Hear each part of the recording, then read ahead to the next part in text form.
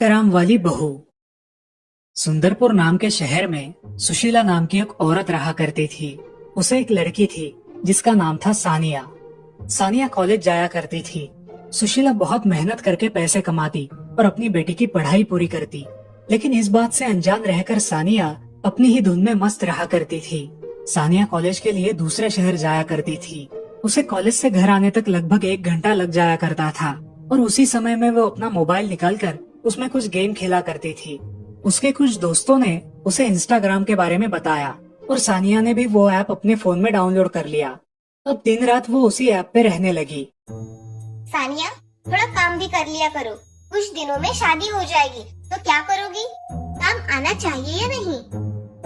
अरे माँ, मैं काम भी करती हूँ और मुझे इतनी जल्दी शादी नहीं करनी है। अच्छा, मगर अभी के लिए काम करो और वो मोबाइल साइड में रखो। ऐसा कहकर सोनिया उस मोबाइल को बाजू में रख देती है और अपना काम कर लेती है। ये देखकर उसकी माँ बहुत खुश हो जाती है।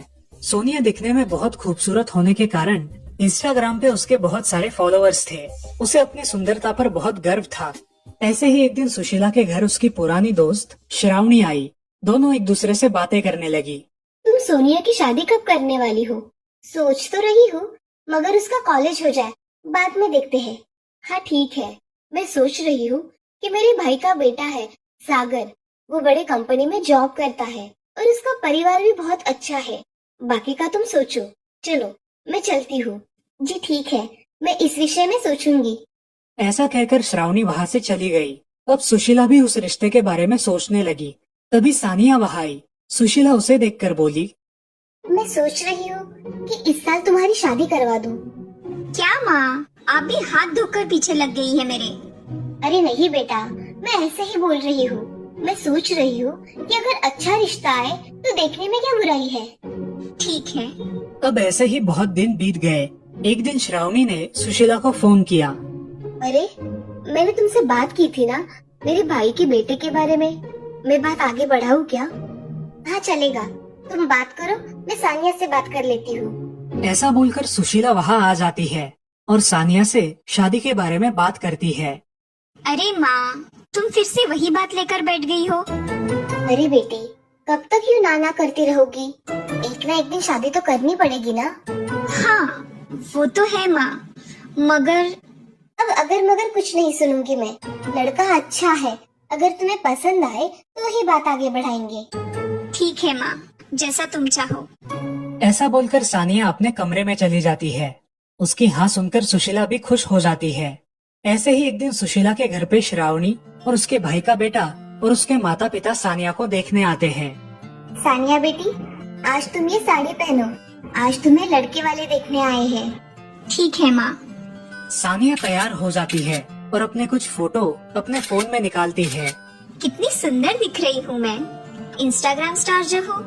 अरे चलो भी सानिया, लड़के वाले कब से इंतजार कर रहे हैं। आओ जल्दी नीचे। थोड़ी ही देर में सानिया नीचे आती है। सभी लोगों को प्रणाम करके वहाँ बैठ जाती है। कुछ बातचीत हो जाने के बाद रमेश को सानिया पसंद आती है और सानिया को भी रमेश पसंद आता है। कुछ ही दिनों में बड़े धूमधाम से दोनों की शादी हो जाती है और अब सानिया अपने ससुराल आ जाती है। ऐसे ही बहुत दिन बीत जाते हैं। सानिया अपनी घर गृहस्थी बहुत अच्छे से संभालने लगी। कुछ ही दिनों बाद उसे याद आया कि उसने शादी के बाद एक भी वीडियो शेयर नहीं किया है। उसने तुरंत अपना मोबाइल निकाला और वीडियो बनाने में व्यस्त हो गई। तभी उसकी सासू माँ वहाँ आई। अरे सानिया बेटी, तुम खुद से क्यों बड़बड़ा रही हो? क्या हुआ है? अरे कुछ नहीं माँ जी, मैं इंस्टाग्राम पर अपना वीडियो बना रही हूँ। अच्छा, जल्दी नीचे आ जाओ, दोपहर का खाना बनाने में मेरी मदद कर देना। जी माँ जी। ऐसा कहकर सानिया अपना वीडियो बनाने में व्यस्त हो जाती है। अरे ओ बहू, खाना खाने आना है या नहीं? खाना तो नहीं बनाया तुमने, अब खाने के लिए तो आ जाओ। सानिया खाना खा लेती है और अपने कमरे में चली जाती है। ये सब देखकर सास गुस्सा हो जाती है और शाम को जब रमेश घर आता है तब उससे कहती है, अरे आगे बेटे, तुम्हारी बीवी तो आज पूरा दिन उस मोबाइल से ही चिपकी हुई है। कुछ काम होगा माँ। अरे वो वीडियो बना रही है ऐसा बोल रही थी, खाना बनाने भी नहीं आई। मेरे पैरों में दर्द हो रहा है, अब मैं नहीं खड़ी रह सकती। तुम बहू को बुलाकर खाना बनवा लो, मैं जाती हूँ अपने कमरे में। ऐसा कहकर सास अपने कमरे में चली गई। ये सब सुनकर रमेश बहुत परेशान हो गया। वो अपने रूम में गया और सानिया से कहा, सानिया, तुम कब से उस मोबाइल के चक्कर में पड़ने लगी? मैं पहले से ही मोबाइल यूज करती हूँ। क्यों, आप ऐसा क्यों पूछ रहे हो? नहीं, कुछ नहीं। खाना बनाओ, बहुत जोर से भूख लगी है। हाँ, मैं अभी जाकर खाना बनाती हूँ। ऐसे ही बहुत दिन चलता रहा। सानिया अपने मोबाइल के चक्कर में घर के सारे काम छोड़कर सिर्फ वीडियो बनाती रहती। ऐसे ही एक दिन सानिया दुल्हन की तरह सजी धजी देखकर रमेश ने उससे कहा, अरे वाह, मेरी बीवी तो आज कमाल की लग रही है।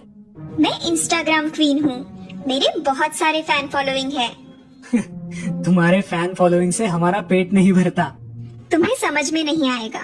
तुम क्या जानो इंस्टाग्राम फॉलोइंग? रमेश वहाँ से चला जाता है। सानिया वापस अपना काम करने लगती है।